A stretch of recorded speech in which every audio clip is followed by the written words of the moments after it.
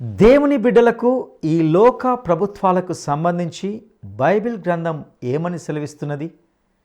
విశ్వాసులు ఈ లోక ప్రభుత్వాలకు ఎందుకు లోబడాలి? ఏ విధంగా లోబడాలి? ఈ విషయాలను ఇందులో చర్చిద్దాం.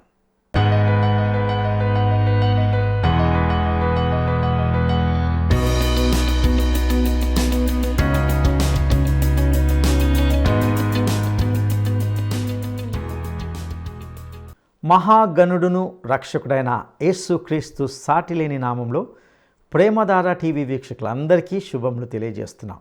నేటి మన ధ్యాన భాగంగా రోమాపత్రిక 13వ అధ్యాయము 1 నుండి 7 వరకు ధ్యానించుకోబోతున్నాం.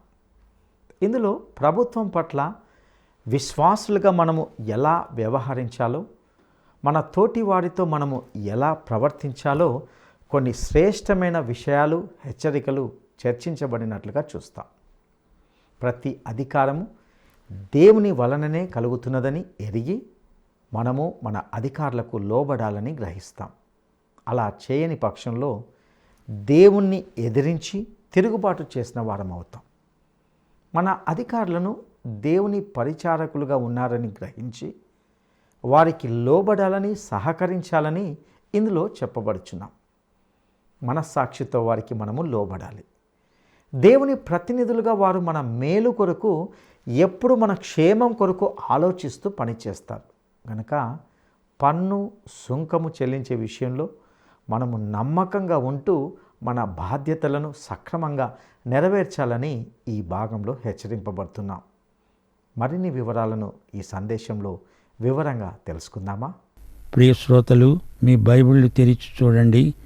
ఈరోజు మన వాక్య పాఠ్య భాగం రోమాపత్రిక 13వ అధ్యాయం 1వ వచనం నుండి 7వ వచనం వరకు సావధానంగా వినండి. ప్రభుత్వం పట్ల మనం ఎలా వ్యవహరించాలి, మన పొరుగువారితో మనకు ఎలాంటి సంబంధం ఉండాలి అనే అంశాలను పౌలు చర్చిస్తున్నాడు. ఎన్నో అమూల్యమైన హెచ్చరికలు ఈ అధ్యాయంలో మనకు పరిశుద్ధాత్మ బోధిస్తాడని నిరీక్షిస్తున్నాము. దేవుని బిడ్డలు ఈ చీకటి లోకంలో జీవజ్యోతులై ప్రకాశించాలి.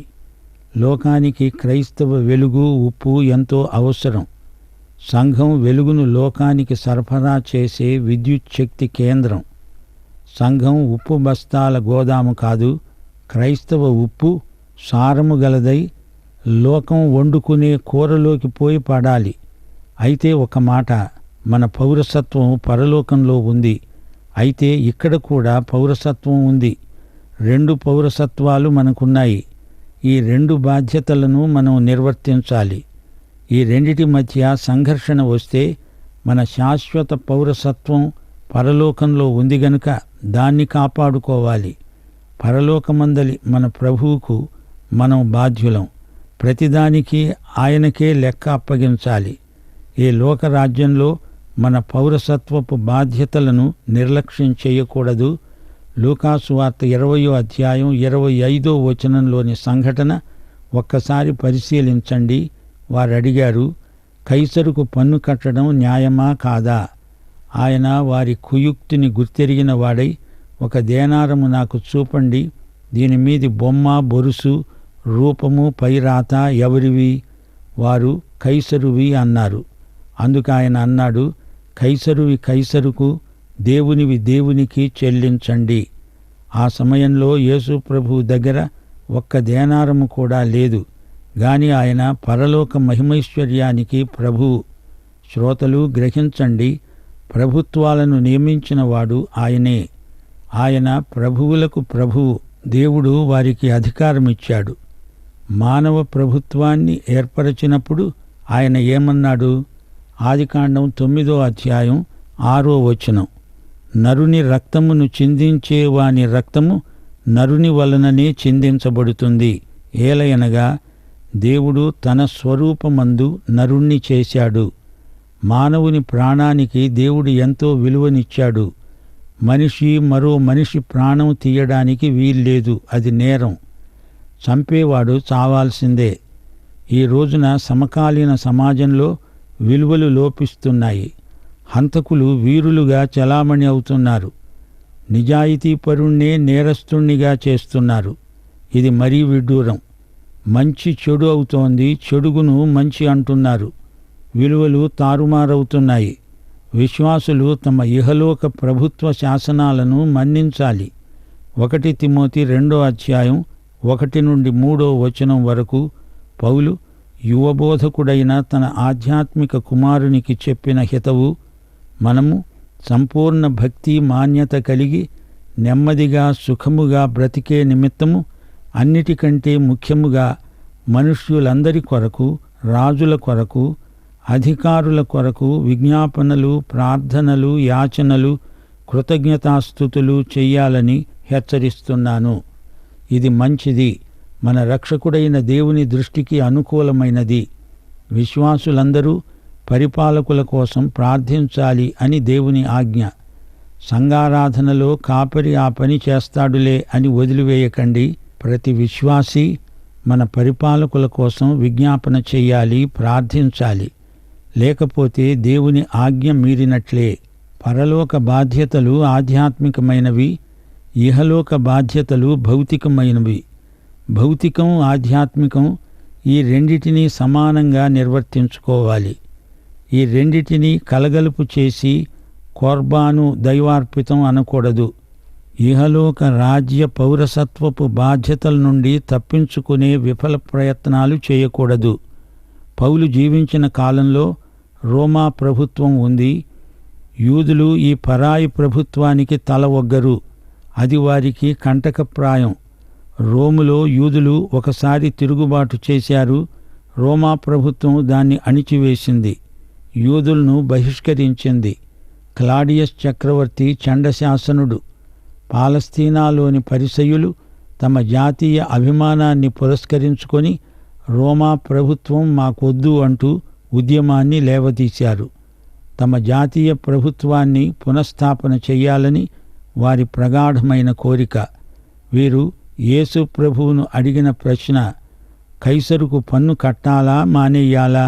ఇందులో వారి కుట్రాలోచన ఏమిటంటే యేసును రెండందాలా చిక్కించుకోవాలని. ప్రభుత్వానికి తిరుగుబాటును వారు లేవదీస్తున్నారు. అందులో యేసును ఇరికించాలని వారి కుయుక్తి. రోమా ప్రభుత్వం బహుక్రూరమైనది. తిరుగుబాటును నిర్దాక్షిణ్యంగా అణిచివేస్తారు. నీరో చక్రవర్తి, పిలాతు, హెరోదు, ఒకరిని మించిన వారు మరొకరు. ఈ ముగ్గురే. అయినా ప్రభు అన్నాడు, మీరు ప్రభుత్వానికి లోబడక తప్పదు. ఇప్పుడు రోమాపత్రిక 13:1 నుండి వినండి. ప్రతివాడు పై అధికారులకు లోబడి ఉండాలి. ఏలయనగా దేవుని వలన కలిగినది తప్ప వేరే అధికారము లేదు. ఉన్న అధికారములు దేవుని వలననే నియమించబడి ఉన్నవి. మనము ఏ దేశములో ఉన్నామో ఆ దేశ ప్రభుత్వ శాసనాలను మన్నించాలి, లోబడాలి. దేవుడే ప్రభుత్వాధికారాలను నియమించాడు. అధికారం దేవుడిచ్చింది. అయితే ఈ లోకం సైతాను వశంలో ఉంది. సైతాను లోకాధిపతి అని ప్రభువే చెప్పాడు. అన్యాయం, మోసం, లంచగొండితనం లోకమంతటా ఉన్నవే. అయినా అంతా దేవుని అధీనంలో ఉంది. దేవుడు సమస్తమును తన అదుపులో ఉంచుకున్నాడు. చరిత్ర మనకిచ్చే సాక్ష్యమిదే. ఎన్నో ప్రభుత్వాలు లేచినట్లే లేచాయి, త్రుటిలో పడిపోయాయి. దేవుడు సింహాసనాసీనుడు. ఈ లోక సింహాసనాల మీద ఉన్నవారిని ఆయన తొలగించగలడు, క్రింద ఉన్నవారిని సింహాసనము మీదికి ఎక్కించగలడు. మరియ పాడిన క్రిస్మస్ గీతం, లూకాసు వార్త 1:52. సింహాసనముల నుండి బలవంతులను పడద్రోసి దీనులనెక్కించాడు. ఆయన నామము పరిశుద్ధము. ఈ భూమికి ఆయనే సార్వభౌముడు. దేవుడు తన రథం మీద జైత్రయాత్ర చేస్తున్నాడు. యూదారాజైన ఉజ్జియా మృతి చెందినప్పుడు యెషయాకు కలవరం కలిగింది. ఉజ్జియా మంచి రాజు, అంత గొప్ప రాజు పోయాడు, రాజ్యం వికావికలైపోతుందేమో అని యెషయా భయపడ్డాడు. వెంటనే యెషయా దేవాలయానికి వెళ్ళాడు. నిరాశ నిస్పృహల్లో ఉన్న వ్యక్తి ఆదరణ కోసం ఇంకెక్కడికి వెళ్ళగలడు? దేవాలయంలో యెషయా దర్శనం చూచాడు. ఉన్నత సింహాసనముపై దేవుడు కూర్చొని ఉన్నాడు. దేవుడు సింహాసనము నుండి దిగలేదు, దేవుడు రాజీనామా చేయలేదు, సార్వభౌమాధికారం ఆయనదే. ఉజ్జియా చనిపోయాడు, కానీ దేవుడు చనిపోలేదు, ఆయన సజీవుడు. పరలోక సింహాసనాసీనుడైన దేవునికి మనం విధేయులం. అయితే ఈ లోకంలో మనమున్నాము గనుక ప్రభుత్వ శాసనాలతో సహకరిస్తాము. దేవునికి ప్రభుత్వం వ్యతిరేకమైతే తప్ప మంచి శాసనాలకు మనం లోబడతాము. కాబట్టి అధికారమును ఎదిరించేవాడు దేవుని నియమాన్ని ఎదిరిస్తున్నాడు. ఎదిరించేవారు తమ మీదికి తామే శిక్ష తెచ్చుకుంటారు. విశ్వాసులు రాజకీయ విప్లవాలలో, తిరుగుబాట్లలో, పితూరీలలో పాల్గొనకూడదు. దేవుని బిడ్డలు శాంతిప్రియులు. మంచి శాసనాలు దేవుని వల్ల కలిగినవి, వాటిని శిరసావహించాలి. ప్రభుత్వాలలో అన్యాయాలు జరగవచ్చు, గాని దేవుని బిడ్డలు వాటిలో భాగస్వాములు కాకూడదు. బాప్తిస్మకుడైన యోహానుకు ఎందుకు శిరచ్ఛేదం జరిగింది? రాజు యొక్క అవినీతితో అతడు ఏకీభవించలేదు. పొంతి పిలాతు సత్యమే అయి ఉన్న యేసును శిలువకు అప్పగించాడు. యోహాను సోదరుడైన యాకోబు ఖడ్గమునకు గురి అయి హతసాక్షి అయ్యాడు. నీరో పౌలుకు మరణశిక్ష విధించాడు. పౌలే ఇక్కడ అంటున్నాడు, అధికారమును ఎదిరించేవాడు దేవుని నియమమును ఎదిరిస్తున్నాడు. ఎదిరించేవారు తమ మీదికి తామే శిక్ష తెచ్చుకుంటారు. దీనికి అర్థమేమిటి? క్రైస్తవం రాజకీయ ఉద్యమం కాదు, ఈ లోక సంబంధమైన రాజకీయాలు కాదు. ఉద్యమాలు, తిరుగుబాట్లు మొదలైన వాటిలో దేవుని బిడ్డలు పాల్గొనరు. యేసు మనస్సు గలవారే క్రైస్తవులు. అవినీతిలో, అన్యాయంలో వీరు భాగస్థులు కారు. సువార్త రక్షించబడే వారికి దేవుని శక్తి. పౌలు రోమా చెరసాలల్లో ఎంత బాధపడ్డాడో చలికి తట్టుకోలేక, సిద్ధపడుచున్నాను ప్రభు నీ రాకకై, నిశుద్ధాత్మ నింపవా, నీ శక్తి నీయవా ప్రభు, నీ శక్తి నీయవా ప్రభు. సిద్ధపడుచున్నాను ప్రభు నీ రాకకై, నిశుద్ధాత్మ నింపవా, నీ శక్తి నీయవా ప్రభు, నీ శక్తి నీయవా ప్రభు.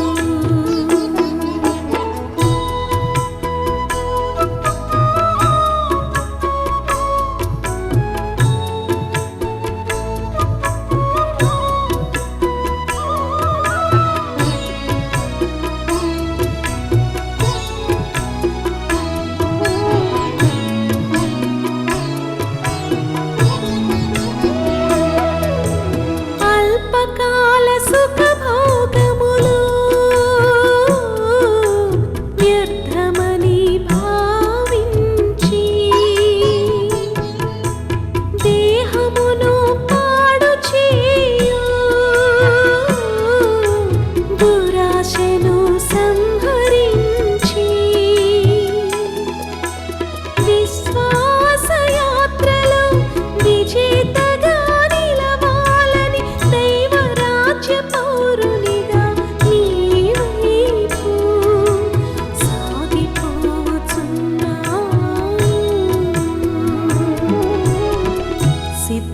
సిద్ధపడుచున్నాను ప్రభు నీ రాకకై, నిశుద్ధాత్మ నింపవా, నీ శక్తి నీయవా ప్రభు, నీ శక్తి నీయవా ప్రభు.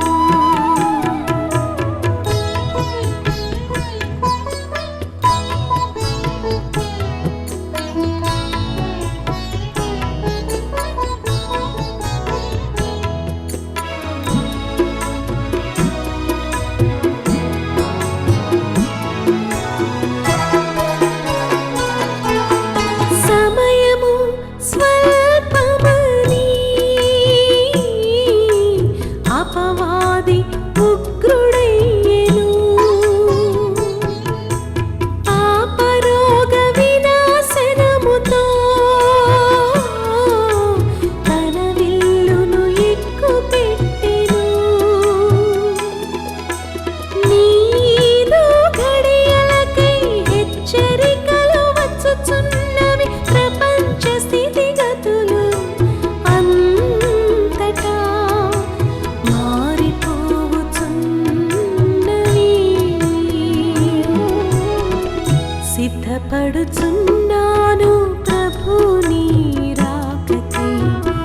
నిశుద్ధాత్మ నింపవా నీ శక్తి నీయవా ప్రభు నీ శక్తి నీయవా ప్రభు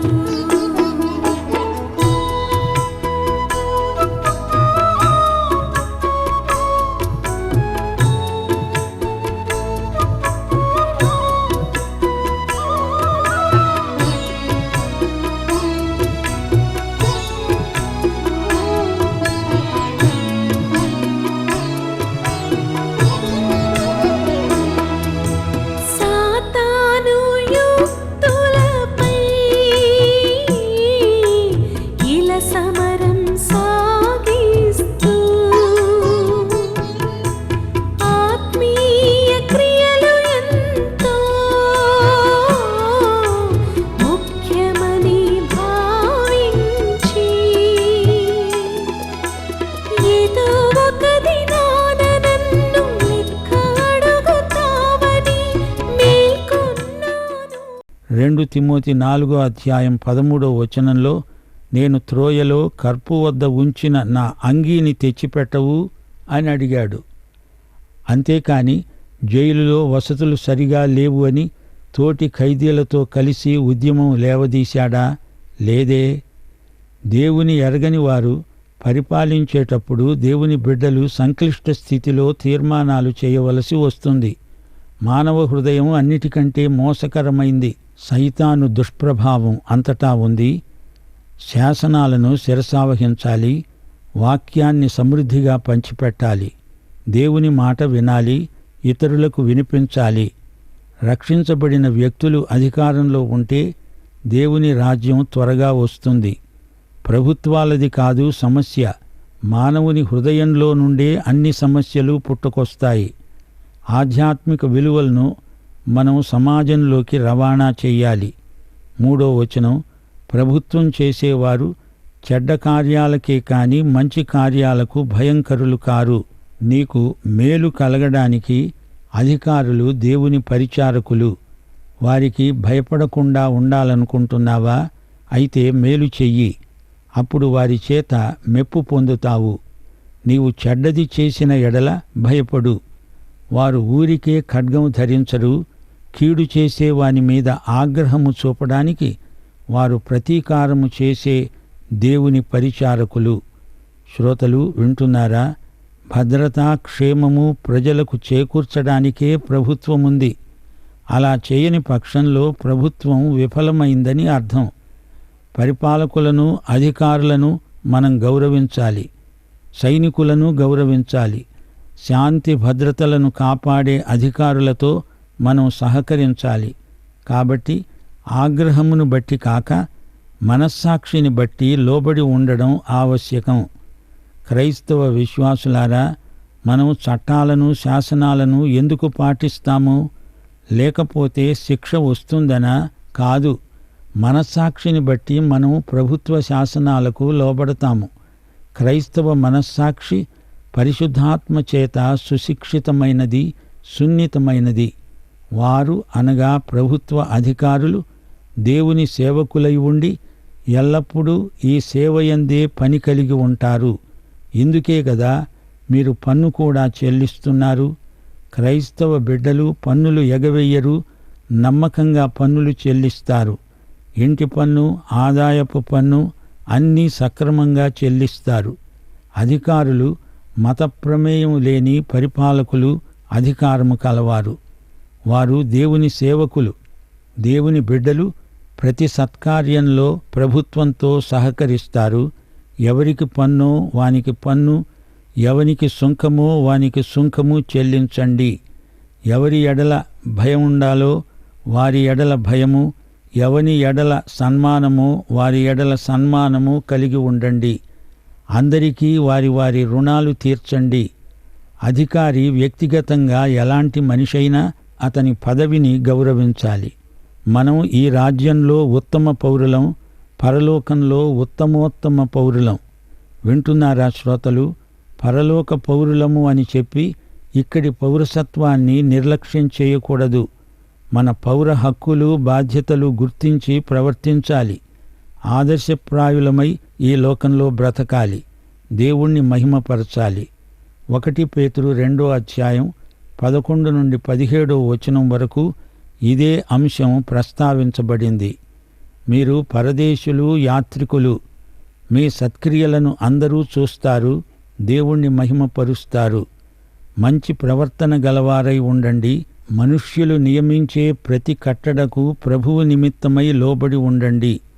రాజు అందరికీ అధిపతి అని, నాయకులు దుర్మార్గులకు ప్రతిదండన చేయడానికి, సన్మార్గులకు మెప్పు కలగడానికి రాజు వలన పంపబడిన వారని వారికి లోబడి ఉండండి. ఏలయనగా మీరు ఈ విధంగా యుక్త ప్రవర్తన గలవారై అజ్ఞానముగా మాట్లాడే మూర్ఖుల నోరు మూయడం దేవుని చిత్తం. స్వతంత్రులై ఉండి దుష్టత్వాన్ని కప్పిపెట్టడానికి మీ స్వాతంత్ర్యాన్ని వినియోగపరచక దేవునికి దాసులమని లోబడి ఉండండి. అందరినీ సన్మానించండి, సహోదరులను ప్రేమించండి, దేవునికి భయపడండి, రాజును సన్మానించండి. రాజ్యంలో పౌరులందరూ పాటించవలసిన ధర్మాలుంటాయి, శాసనాలుంటాయి, కట్టుబాట్లుంటాయి. వృత్తి, సంపాదన, ఉద్యోగం, ఆస్తి, వ్యాపారం మొదలైన వివరాలను ప్రభుత్వానికి నివేదించాలి. పన్నులను సక్రమంగా చెల్లించాలి. ప్రభుత్వ వ్యవస్థను మానవుల కోసం దేవుడే ఏర్పరిచాడు గదా. మానవులు పాపులు, అందుచేత ప్రభుత్వం అవసరం. అయితే రాజులకు రాజు పరలోక సింహాసనముపై ఉన్నాడు. అధికారులు శిక్షిస్తారు అనే భయంతో ఇతరులు సరిగా ప్రవర్తిస్తారు. మనమైతే మనస్సాక్షిని బట్టి సవ్యంగా, న్యాయబద్ధంగా, నీతిగా ప్రవర్తిస్తాము. తీతుపత్రిక 3:1 పౌలు హితవు, అధిపతులకు అధికారులకు లోబడి విధేయులై ఉండాలి. ప్రతి సత్కార్యము చేయడానికి సిద్ధపడి ఉండాలి. మనుషులందరి ఎడల సంపూర్ణమైన సాత్వికం కనపరచాలి. ఎవరినీ దూషించక జగడమాడని వారు శాంత స్వభావులు అయి ఉండాలి. రోమా ప్రభుత్వం క్రైస్తవులను మొదట్లో హింసించలేదు, ఆ తరువాత హింసించసాగింది. అప్పుడు ఇప్పుడు ఎప్పుడూ పౌలు ఒకే మాట అన్నాడు, ప్రభుత్వానికి లోబడండి. ప్రభుత్వం ఎలాంటిదైనా అధికారుల కోసం సంఘం ప్రార్థిస్తుంది. విశ్వాసులు విజ్ఞాపన చేస్తారు. కైసరుది కైసరుకు ఇవ్వండి అని ప్రభువే చెప్పాడు. ఎందుకని? అతణ్ణి ఆ అధికారంలో ఉంచింది దేవుడే. దేవుడే అధికారులను, రాజులను, మంత్రులను కాపాడతాడు. వారికి కావలసిన జ్ఞాన వివేకములు అనుగ్రహిస్తాడు. క్రైస్తవ సంఘం నీరో కోసమై ఆ రోజుల్లో ఎంతో ప్రార్థించింది అని మనం మరిచిపోకూడదు. పౌలు జీవించిన కాలంలో యూదులు రాజకీయ ముఠాలుగా ఏర్పడ్డారు. పితూరీలు లేవదీశారు. రోమా ప్రభుత్వానికి సహాయ నిరాకరణ ఉద్యమాలను నడిపించారు. దీన్ని పౌలు ఖండిస్తున్నాడు. క్రైస్తవులు ఎలాంటి ప్రభుత్వంలోనైనా ఉత్తమ పౌరులు అని పౌలు పునరుద్ఘాటిస్తున్నాడు. విశ్వాసీ, నీవు సంఘ శరీరంలో భాగానివి. అయితే నీ జాతిని మరచిపోవద్దు.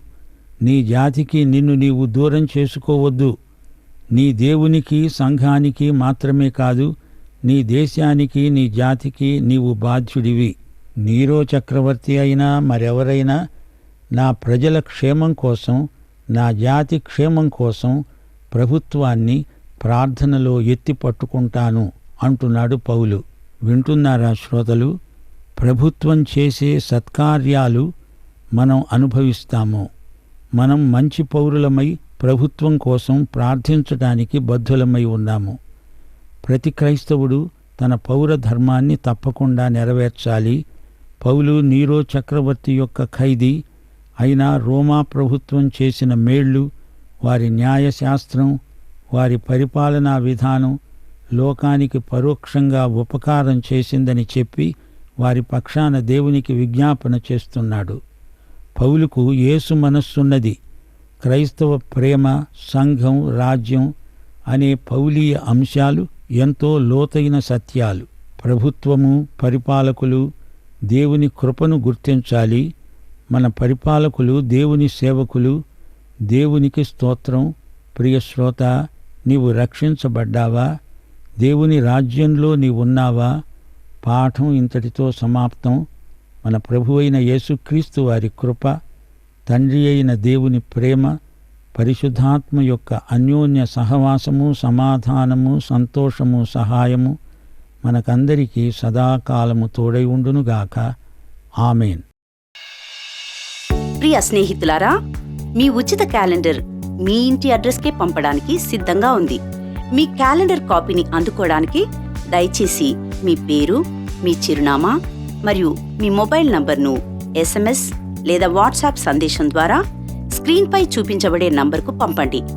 మా వాట్సాప్ నంబర్ 9399525570.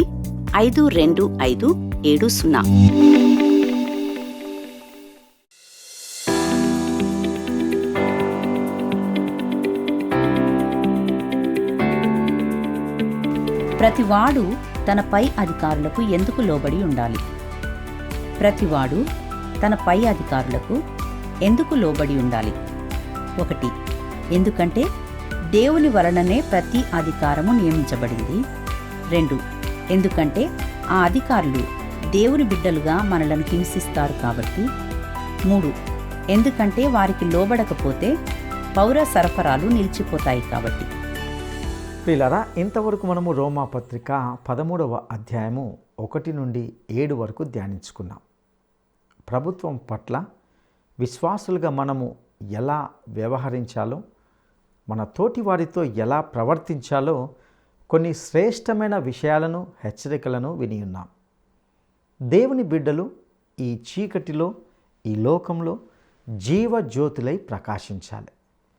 మనము ఈ లోకానికి వెలుగుగాను, ఉప్పుగాను ఉంటూ జీవించాలి. విశ్వాసులుగా ఈ భూలోకంలోనూ పరలోకంలోనూ పౌరసత్వాలు ఉన్నందున 2 బాధ్యతలు సక్రమంగా నిర్వహించాలి. మనము నెమ్మదిగా, సుఖముగా బ్రతుకు నిమిత్తము మనుషులందరి కొరకు, అధికారుల కొరకు, రాజుల కొరకు ప్రార్థించాలి. ఇది దేవుని ఆజ్ఞ. మనము ఏ దేశంలో ఉన్నామో ఆ దేశ ప్రభుత్వ శాసనాలకు, చట్టాలకు లోబడాలి. ఎందుకంటే దేవుడే ఆ ప్రభుత్వాలను నియమించాడు. ఆయన రాజులకు రాజు, ప్రభులకు ప్రభువు. ఆయన సార్వభౌముడు. సమస్తము ఆయన స్వాధీనంలోనే ఉంటున్నది. సమస్తాన్ని ఆయన ఒక్కడే ఏకరీతిగా పరిపాలిస్తున్నాడు. విశ్వాసులు రాజకీయ విప్లవాల్లోనూ తిరుగుబాట్లలోనూ పాల్గొనకూడదు. ఎందుకంటే దేవుని బిడ్డలు శాంతి ప్రియులు.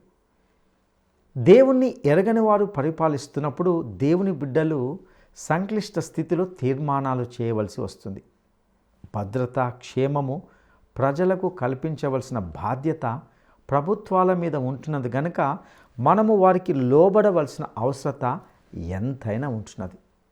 పన్నులు చెల్లించే విషయంలో, సహకరించే విషయంలో మనము నమ్మకంగా ఉండాలి. అట్టి కృప దేవుడు మనందరికీ దయచేయనుగాక. దైవాశీస్సులు.